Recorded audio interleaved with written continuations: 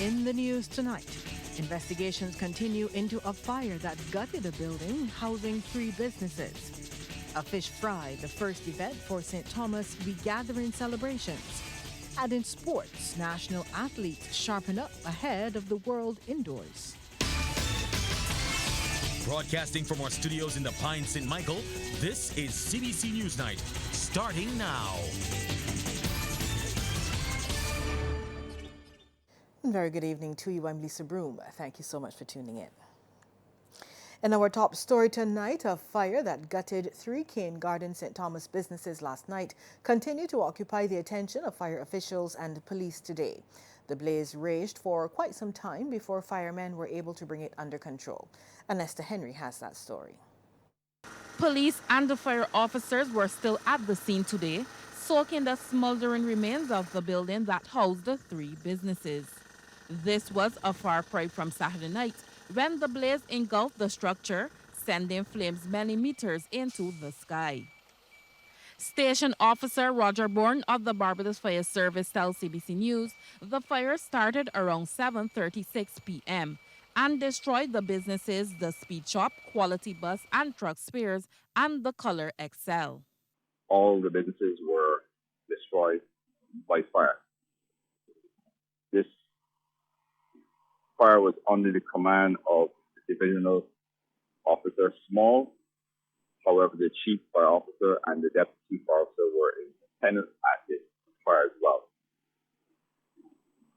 5 additional divisional station officers, 20 fire officers, and there were 7 appliances used to battle the blaze last night, and we're still into today.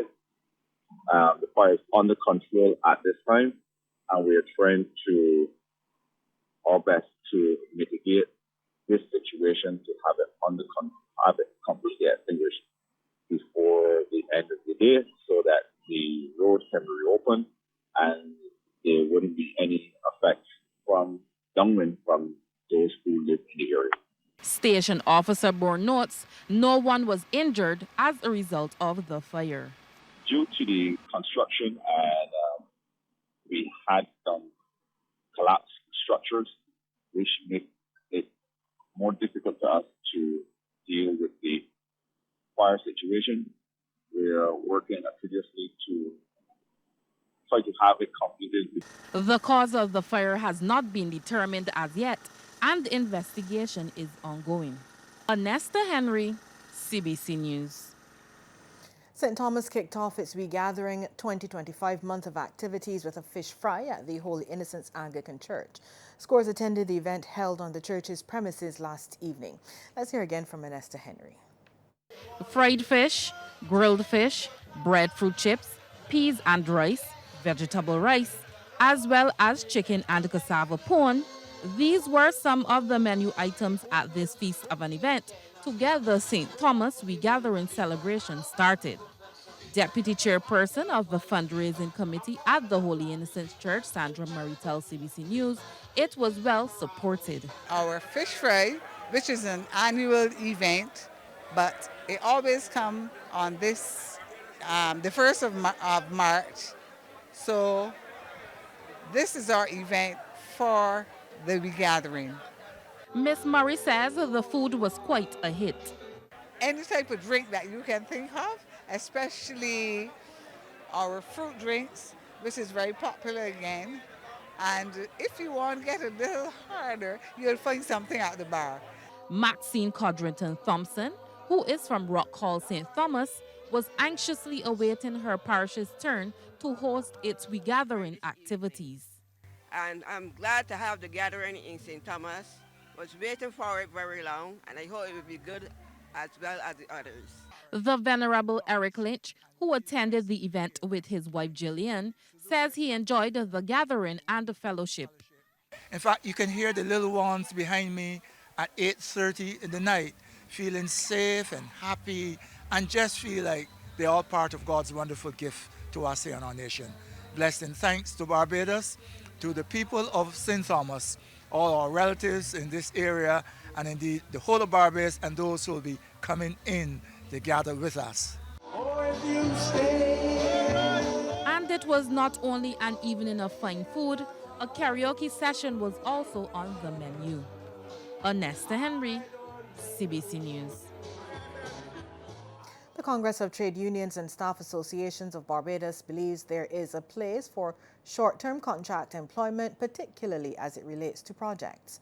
This is according to C2SAB's General Secretary Dennis DePisa, who says such employment arrangements should, however, not be used for full-time jobs.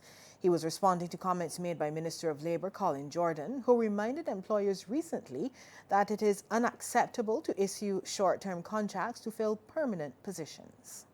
I would like to think that that is not what we would want to see, and moreover, that this new trend is being done within public service, even without any consultation with the trade union movement and the Congress of Trade Unions. And that is something that we would not want to see. Within the private sector, we would accept that there may be arrangements based on the nature of how that business is set up for short-term employment to be had, but it's not something that we want to support. Generally, if there are jobs that have a tenure and where the persons are going to be able to benefit from long-term employment. Coming up on NewsNight, a well-known bakery celebrates 3 decades in operation. Nichols Bakery, which is observing its 30th anniversary, has overcome many challenges over the years. Managing Director Cheryl Nichols, widow of founder MacDonald Nichols, who passed away in January 2023, says it is by faith and God's grace the bakery continues to overcome its hurdles and grow. She was speaking at the Ellerton Wesleyan Holiness Church, where she and other staff joined the congregation for a special service to mark the milestone. In the first years of the bakery, we encountered so many challenges. But you know what? God help us to overcome each and every one of them. And He is the same God who is still helping us to overcome our challenges day by day. So to God be the glory. The managing director says Nichols Bakery has established 7 depots across the island, becoming a household name as a result of Mr. Nichols' vision to produce high-quality baked goods. The bakery continues to honor his baking legacy. We want to thank all our customers for their loyalty over the years, and we anticipate your continued custom. I want to express deep appreciation to our loyal staff. From the pan room, to production, to formula room, to cake and pastry, to bagging, to the drivers, to front desk, to administration, I want to thank all of you. We are who we are because of you. Well, the Barbados Landship made history today as it named its first female Admiral. Lorraine Seeley has been promoted to that rank after 32 years of service to the organization. During a service at the St. Bartholomew's Church to mark her promotion, Ms. Seeley thanked her fleet as well as Senior Admiral Vernon Watson for all the support they've shown throughout the years. To my fleet, you know that I will make sure that we be the best fleet.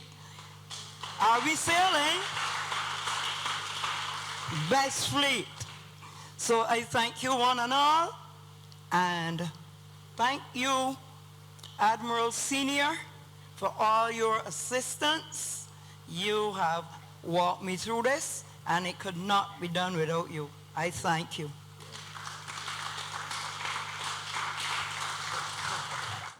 Meanwhile, President of the Landship, Wayne Worrell, spoke to Ms. Seeley's influence on the younger generation through the Landship. So she's not only my Landship mother, but she's also my Landship mother to a lot of individuals in here. She's a wonderful mentor and a person that helped many young people develop. And we are not talking about people in all types of highfalutin places. We're talking about grassroots individuals, people that we call difficult.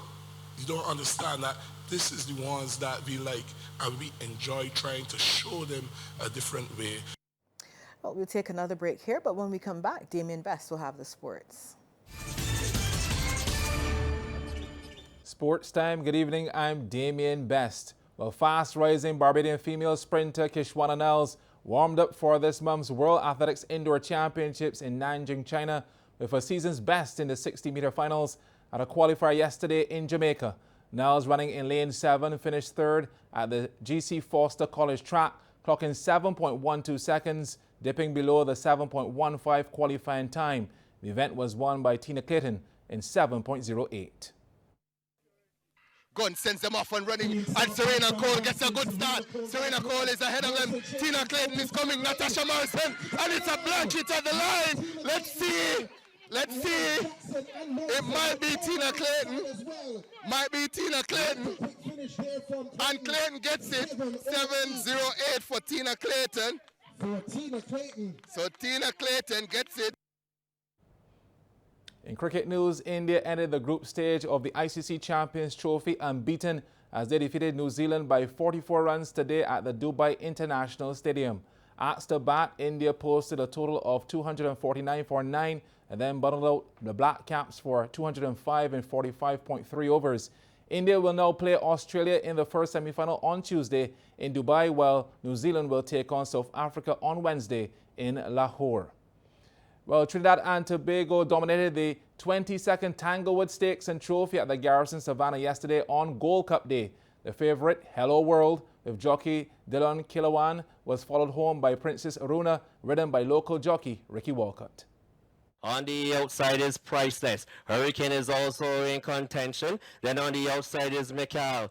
Scraping the plastic is Aries. Then Capricat is there. Supermodel is in a bit of trouble. And Princess Aruna continues to be a trailer. That's the rated race as they race towards Brigade House. And it is Queen of the South in front. And in second position, here comes now Undisputed in the run. Also thereabouts is Dancing Prospector. Priceless is also in contention. Aries is in mid-division. Capricat is also there as they come to the now with just about a quarter mile to go, and it looks like on the outside Hello World who picks it up. Hello World and Undisputed as they come with just about a furlong and a half to go, and it is Hello World who picks it up and begins to dart away. Undisputed is trying on the outside. Here comes Princess Aruna, and down the stretch they come, and it's Hello World, Princess Aruna, Hello World will win the Tanglewood for Trinidad and Tobago.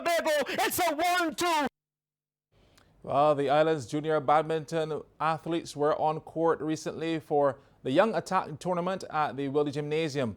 CBC's Amory Burt takes a look at some of the matchups. We serve off with the under-19 girls where Gianna Cullimore in the black was on court against Kyla Walcott. Walcott getting the point here with a nice drop shot. Walcott had actually taken the first game at 21-16, and with plays like these, you could see why. But Cullimore had pulled the second game in her favor at 21-9, so it was to see who would claim the third. This was a nice rally between the girls before Cullimore went for the kill, as Cullimore would take the final game at 21-11 and would go on to finish second overall, having lost only to Zion Trotman at 21-14, 21-11. Still with the girls, the under 17s now, where your overall champion was Sahara Brathwaite facing the screen in the green shirt. This was her round 3 match with Kim Tara Tull, where she finished this rally with a nice drop shot. Brathwaite had already taken the first game 21-12, and this second was also in command, claiming this point in backcourt. Tull was definitely not shut out of the game as she made Brathwaite work for her points. This is one of the longer rallies, and Brathwaite hit into the net. But in the grand scheme of things, Brathwaite was a class act of the under-17 girls, not dropping a single game or match. In this case, winning over Tull at 21-12, 21-14. The under-17 boys were very competitive. This quarterfinal action, where Caden Short in the right took on Bryson Corliss.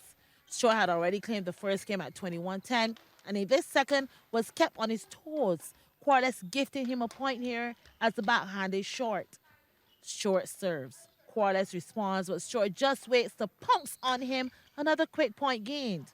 And Short did go on to take the final game at 21-11 and head all the way to the finals. But he lost at that stage to this player.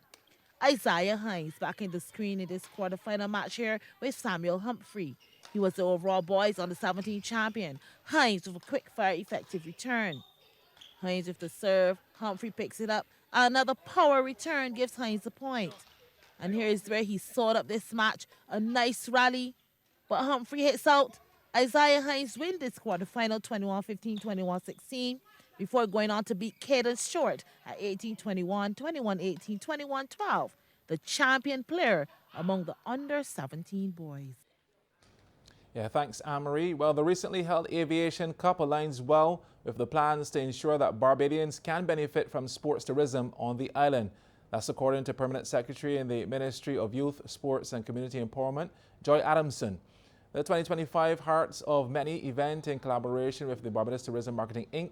was held at the BFA Wildy Turf, featuring a mixture of international aviation teams and local squads. It brought together teams from British Airways UK, British Airways Barbados, the Barbados Defence Force, O2 Beach Club by Ocean Hotels, JetBlue, Virgin Atlantic, Delta Airways Squad, and Weymouth Wales. In the end, Goddard's catering group walked away with the trophy and coveted bragging rights after they beat the JetBlue squad. A major focus of the government of Barbados is to elevate sports as a central pillar of excellence. And this includes plans to develop niche markets in sports tourism, and equally as important, to provide new opportunities for all Barbadians to play and compete in regional international tournaments. So this Aviation Cup fits nicely into this national thrust, and so we welcome this event with open arms. And that is my time for sports tonight. The weather details coming up next. Good evening and welcome to the weather news. While a weak shear line is impacting the island, as a result we had a few brief showers. The winds across the region, they are moderate, and convergence maintained some afternoon thunderstorms across the Guianas. The maximum temperature today was 30 degrees Celsius, the minimum 24 degrees. At present, the temperature stands at 26 degrees Celsius. The relative humidity 74%. The winds are coming in from the east. We take a look now at our satellite feed, where a weak shear line pushed some low-level clouds across the island. We had just around 2.2 millimeters of rainfall. Now the winds are quite moderate across the region. They are peaking at 20 knots for us here in Barbados, and the seas moderate in open water, with swells peaking at 2.5 meters. We are urging small craft operators as well as sea bathers to exercise caution. Now later on tonight, we can expect cloudy skies along with clear periods and some scattered showers. Further south, convergence maintained cloudy skies along with showers and thunderstorms across the Guianas, especially during the afternoon. Over now in the Western Caribbean, a cold front maintained some showers across central Bahamas. Meanwhile, convergence generated a few brief showers across most of the other islands. Well, that's our first look at the weather. After the break, we'll have the forecast. Welcome back. In the forecast for tomorrow, the sun is expected to rise at 13 minutes after 6 and will set at 7 minutes past 6. Now the first high tide, that's expected at a minute after 6 in the morning, low tide at 18 minutes past noon. The seas moderate in open water with swells peaking at 2.5 meters. Once again, we are urging small craft operators as well as sea bathers to exercise caution. The winds are coming in from the east to the southeast, and they're peaking at 35 kilometers per hour. For us here in Barbados tonight, we can expect cloudy skies along with clear periods and some scattered showers. And over the next 3 days, a mix of sunshine, clouds, and showers can be expected. Well, that's our news for tonight. On behalf of the entire team, thank you so much for tuning in. Good night.